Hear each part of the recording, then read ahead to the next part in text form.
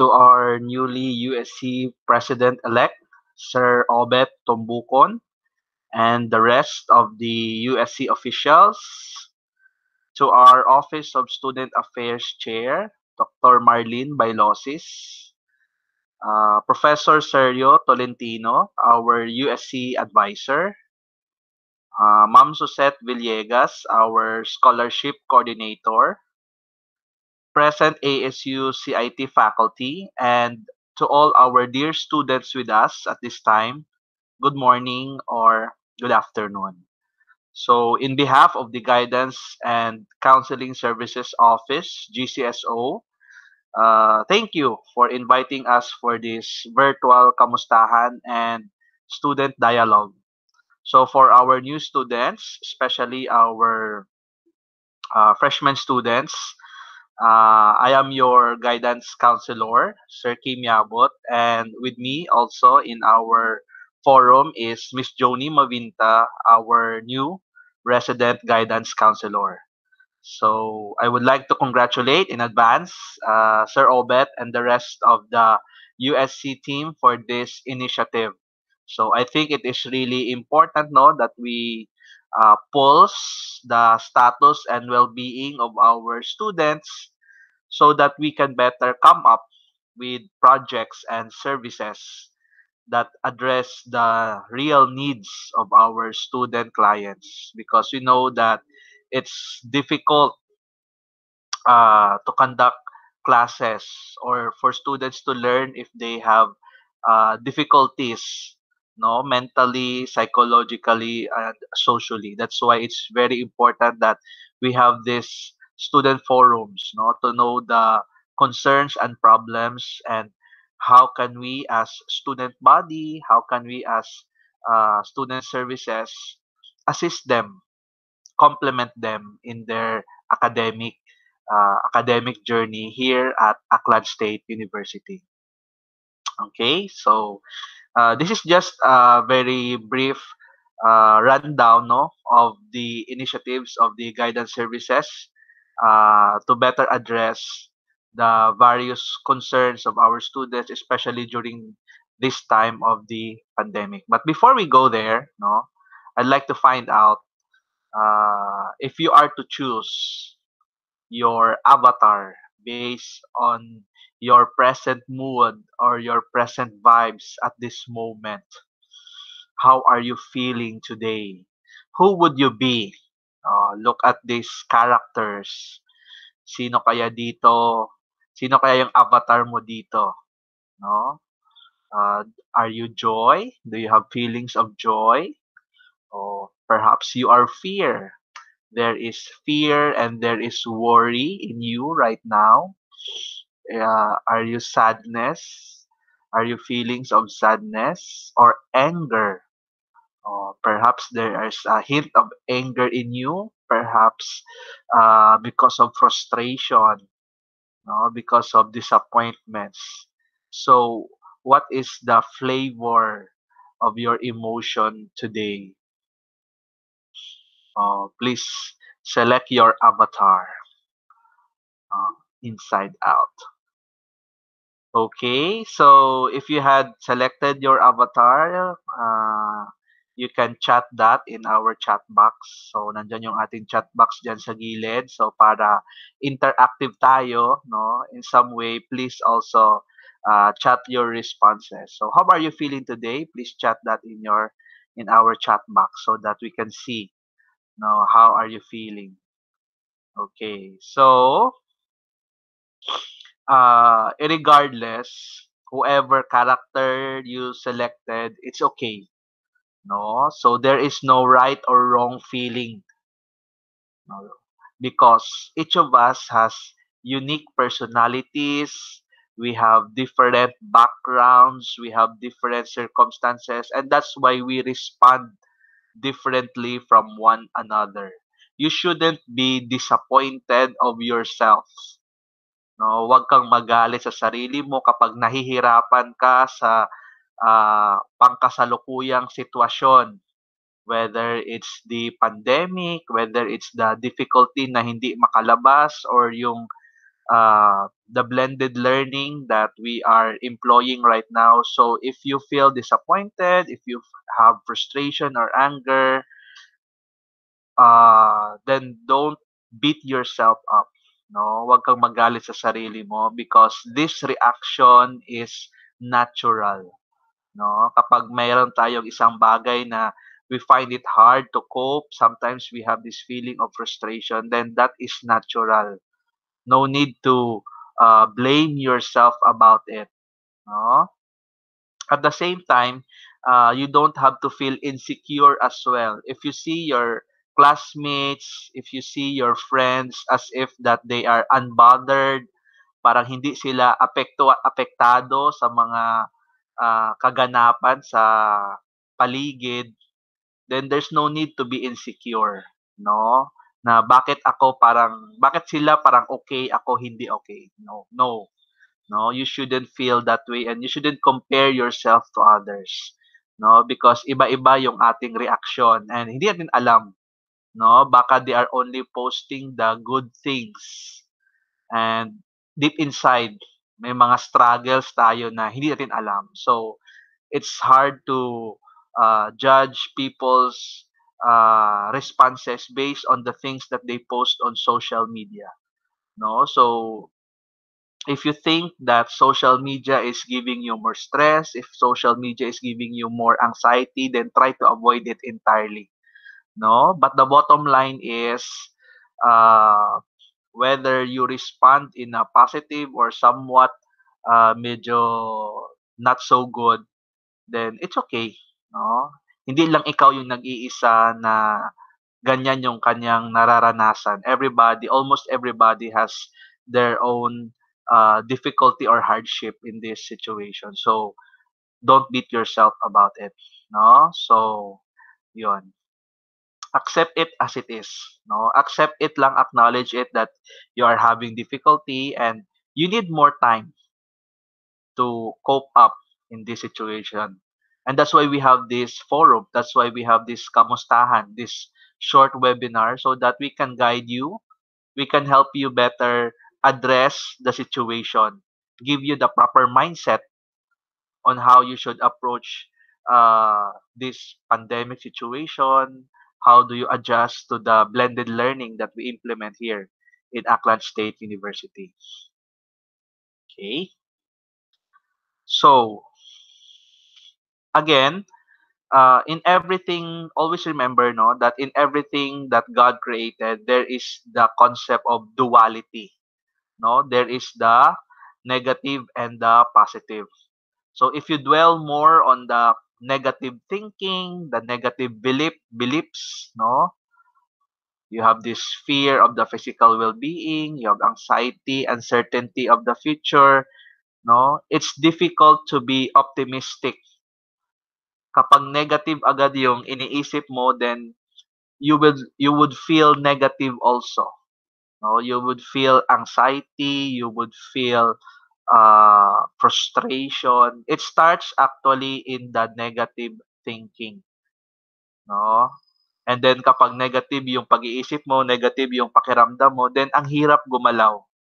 Ang hirap gumalaw, ang hirap gumawa ng solusyon because in your mind and in your feeling, it's already negative, no? So that's why in this perspective, it should always we should always try to look the positive aspect of things. Meron lagi yang positive, no? There is always the opportunities, no? For every challenges, there's always opportunities for us to grow, opportunities for us to be creative and to grow.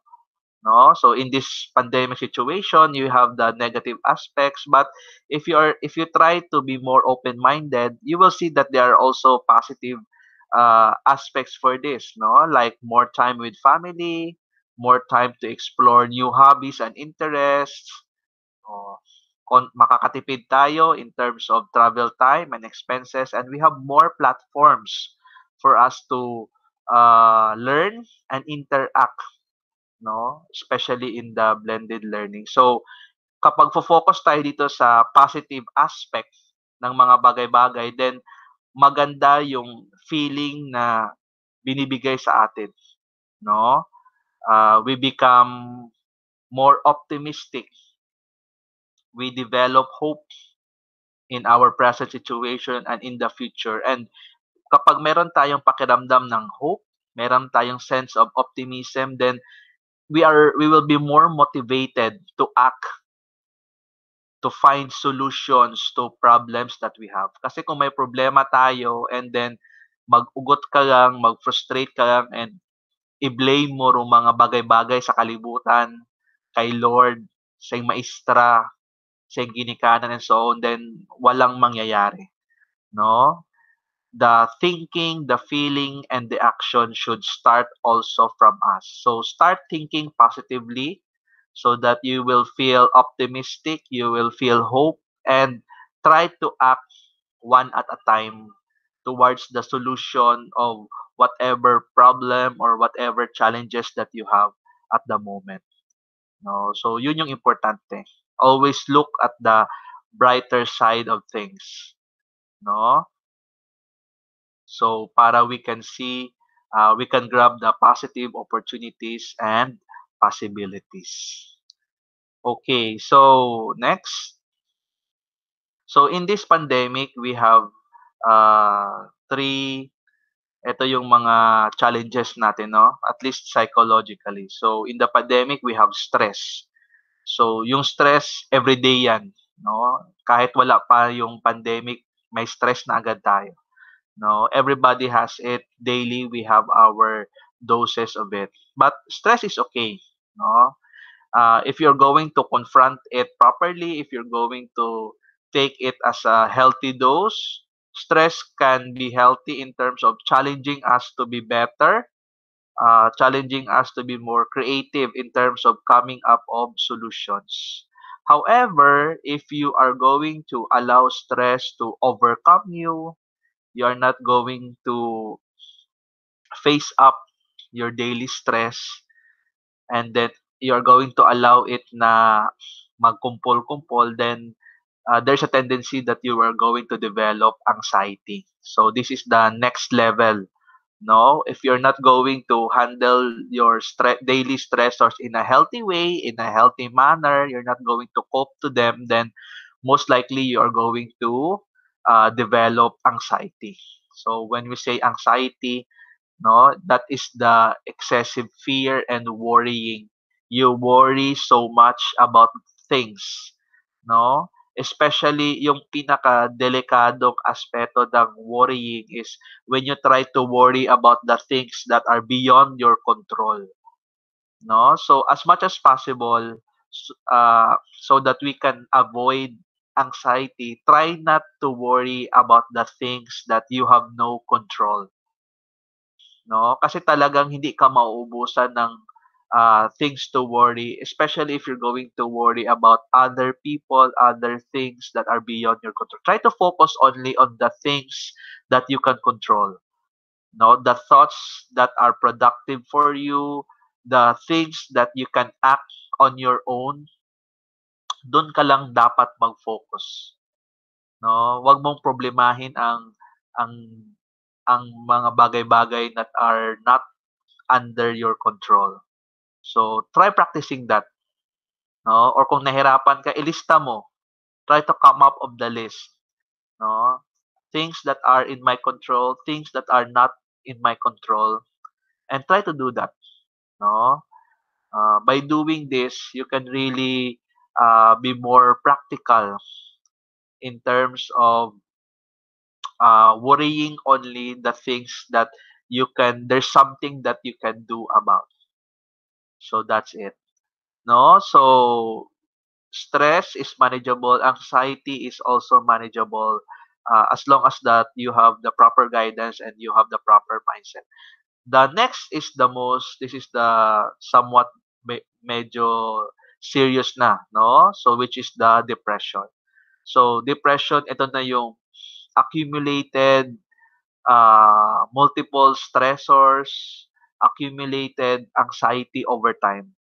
So kapag marami ka ng problema, nagkakasabay-sabay na, and sometimes you feel at a loss, how are you going to handle them? How are you going to address them? And parang you feel helpless na, and you have this physical symptoms already. So uh, that might be depression already. So again, depression kapag yung onset niya ay significant uh, significant time, no? So depression na 'yan, and this is the time that you really have to ask for help, no? So later we're going to provide you with our psychological screeners, no? These are online tests which you can take so that malalaman ninyo if you have incidents of stress, if you have manifestations of anxiety as well as depression. So to avoid or to cope with pandemic stress, pandemic anxiety, as well as possible incidents of depression, maraming mga self-care, no, na makikita sa internet. And again, it's important that you self-care. No, these are the important things that is crucial for our mental health. No, we learn to self-care. So marami dyan, but for us, yung three basic lang na you should always remember is walk, talk, and breathe. No, walk, talk, and breathe. As easy as that. No, to self-care and to manage your mental health. So walk. So simple man lang, no. So enjoy the morning sun, enjoy the fresh air to give you that warm, positive vibes and new inspirations and outlook in life. No, hindi ka magkinulong sa imong kwarto, hindi ka kinulong sa bagay because sometimes it's really claustrophobic and it gives you that negative and depressing emotion. So from time to time, try also to go out of the house, no? Kung hindi man sa mga nature na mga lugar or sa mga malayo nga lugar because of the pandemic, then try at least within your street, no? Magbaktas-baktas ikaw, no? Para magpahangin, magpainit, or kung hindi ka man kagawa gidit bagay because also of if the situation is grave in your area, hay bisan sa gawa lak bagay, no? Siguro may masilakan man siguro ro gawa sa inyong bagay. Una, magpainit ikaw and try to see things nga optimistic ag positive, no? So that's the first suggestion. Walk. Pangaywahay, talk, no? So talk to someone whom you can trust, no? If you have any concerns or anything na una sa imong that you are thinking right now, that or things that gives you worry, the things that give you uh, a stress, then it's a good thing that you are going to share it to someone para you can unburden the emotional strain, no? Emotional strain of this feelings that you have. Importante gid araw ga istorya, no? Para ma-acknowledge naton sa atong sarili nga ginabatsyag naton daya nga ng mga bagay. Because kung hindi naton pag i-acknowledge, hindi naton pag-akuon sa atong sarili nga may mga makarakit ang nabatsyagan, may makarakit ang mga panumdum hay mas gabugat do aton niya tagipusoon ag aton niya pamatsyag. So it's nice nga maistorya kita, at the same time may once nga magistorya ikaw hay manami man because possible nga makabati kita it feedback, makabati kita it constructive nga comment nga base makabulig katon nga magbag-o ro aton nga perspective sa mga bagay-bagay, no? Kasi kung kita lagi lang man ga inisip hay siyempre wa it bag-o nga perception kitang mabuo. Pero once nga mag-istorya kita sa someone, ag base makatayo mo katon it counsel, makatayo mo advice katon hay base mabuligan na nakita. So talk to someone, no? Find family git around the pinakauna, no? Your parents are there, if you have your siblings, they should be the first person whom you're going to share your concerns. You have your friends, yung totoong friends na hindi ka chichismis, hindi ipo-post yung mga sasabihin mo. Your teachers, your advisors, kung may imong mga academic concern, please kung may problem ka mo sa academics, please talk to your teachers, no? Address them kung ano imong nalisdan no mga teachers naton nya ron hay gapamati ron sanda kung gaistorya kamo kanda. Pero kung wa ka mo gaistorya, wa ka mo gahambal hay randa karon nga expectation hay everything is okay. But if it's not okay, please notify your teachers. Tell them na you are not okay. And of course, syempre, hi to us, your guidance counselors. No? So, ginabayaran kami it gobyerno, 75 pesos per sem. Gabayad do gobyerno kamon, 75 pesos kada isa ka kinyo. No? Para magpamati kami sa inyong concerns, para buligan kamo kung ano rin yung mga nalisdan either sa academics or sa inyong psychosocial life. No? So, do yun, pangaywa, high talk. Group pangatlo, high breathe. No, as easy as slow breathing. No, deep breaths for 1 to 2 minutes. So every time nga you are having panic attacks, if you are having anxiety or extreme worrying, so the most basic way of calming yourself is through slow, deep breaths. No? So to calm yourself, or for instance, if you are having also insomnia, then breathing is also good. So again, how do I help myself for self-care? Walk, talk, and breathe. So here at GCSO, we have our pandemic response.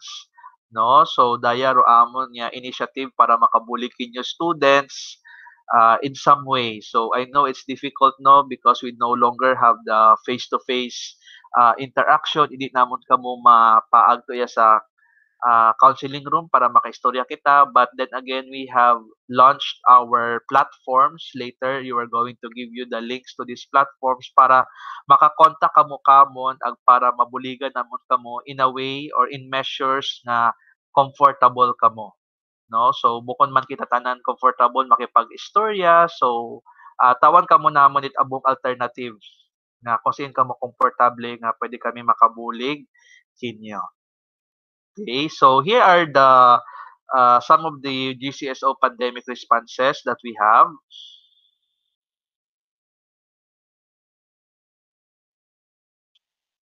So we have also our information and guidance services available in our FB page.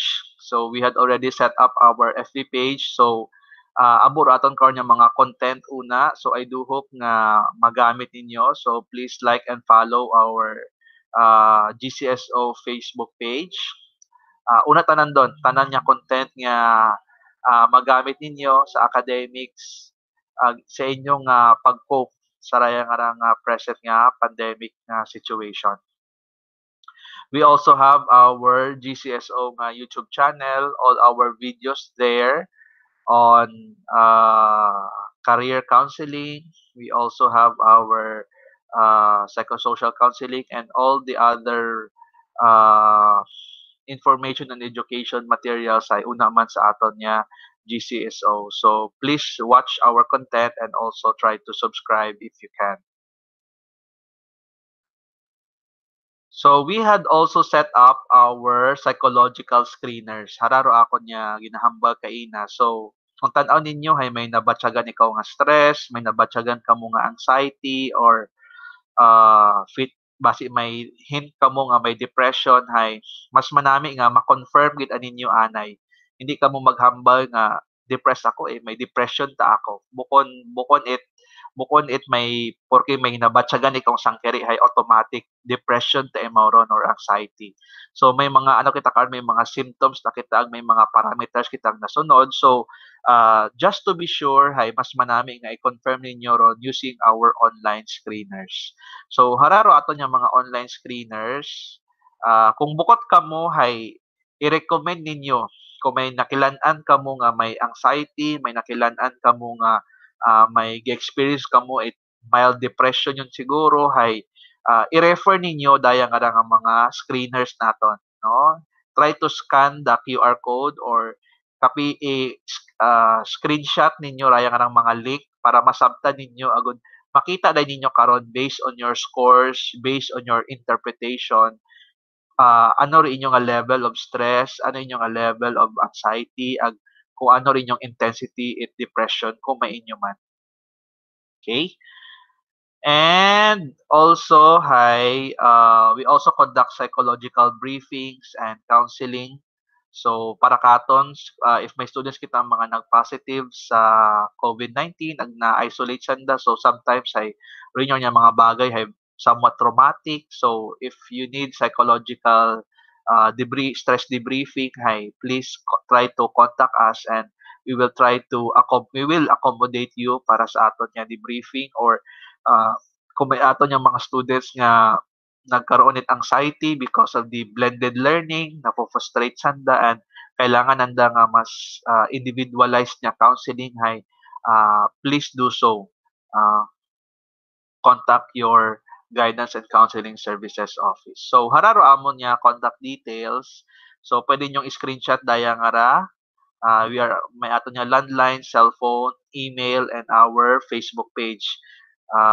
May face-to-face man if available ka mo, but if hindi, our online platforms are available. You can scan the code or you can screenshot this. So again, please save this contact number. Kung bukod mat kamur ga kinahangan services sa guidance, pwede please inyo lang i-refer or inyo lang man nga i-send daya nga pictures sa inyong fellow CITians nga mas kinahanglan ng daro guidance and counseling. So again, iya kami para kinyo all the time. No? So here is the references for our short presentation. We will now have our question and answer. So siguro after lang dahil nga recording, we will answer your queries live kung may aton yung mga pangutana. Mas appreciate namon kung mahambal ka mo sa mic. You can open your mic and pose your question, or if not, you can also type in the chat box kung may aton yung pangutana regarding sa topics nga aton na discuss. So again, University Student Council and our newly President-elect, Sir Obet, thank you again for this promotional opportunity. And shout out also from GCSO. We guide, we counsel, and we care. So good morning and good afternoon to everyone. Thank you.